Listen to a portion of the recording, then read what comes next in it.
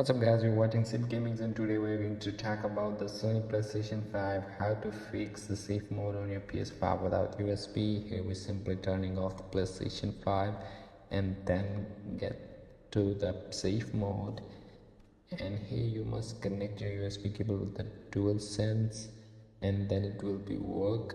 And here we go.